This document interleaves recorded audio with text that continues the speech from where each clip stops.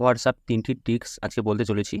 Number 1, মেসেজের নিচে যে ওয়ালপেপারটা আছে সেই ওয়ালপেপারটা আমি আজকে চেঞ্জ করে দেখাবো। অনেকে পারে, অনেকে পারে না। এখান থেকে এখানে ক্লিক করতে হবে। ক্লিক করার পর এগুলো কিন্তু হোয়াটসঅ্যাপের হয়।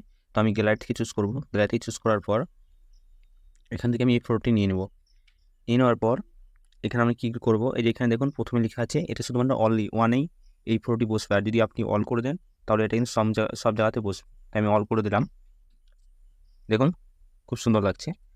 নাম্বার 2, আমি আবার হোয়াটসঅ্যাপে সেই আইডিতে চলে আসলাম। আসার পর এই যে এখানে দেখুন, যেখানে আমরা অডিও ভয়েস পাঠাতাম সেখানে ভিডিও হবে। তো এটা অনেকেরই নাও আসতে পারে। এটা যদি না আসে তাহলে তাদের জন্য সেটিংসটা আমি বলে দিই। এখান থেকে আপনারা সেটিংসে যাবেন, চ্যাটে যাবেন। চ্যাটে যাওয়ার পর এখানে দেখুন এই সেটিংটি আপনাদেরকে অফ থাকলে এটা আপনারা অন করে দেবেন। তাহলে কী হবে, আপনাদের এটা কাজ করবে। নাম্বার 3, আপনাদেরকে প্রথমে সেটিংসে যেতে হবে। সেটিংসে যাওয়ার পর এখানে প্রাইভেসিতে যেতে হবে।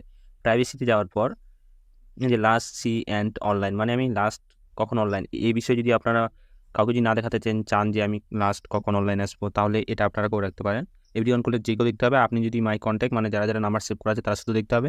আর এখান থেকে আপনি সিলেক্ট করে রাখতে পারবেন যে কাকে আপনি লাস্ট সিন দেখাতে চান না, সেটা এখান থেকে আপনি সিলেক্ট করে নিতে পারবেন। এইভাবে সিলেক্ট করে টিক করে দিলে হয়ে যাবে। আরেকটি দেখাচ্ছি আপনাদেরকে।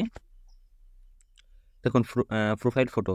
তো যারা আপনার how can see my profile photo, তো যারা নতুন অ্যাড হবে তারা যদি ডাইরেক্ট আপনার প্রোফাইল ফটো দেখতে চায় তাহলে তারা কিন্তু দেখতে হবে।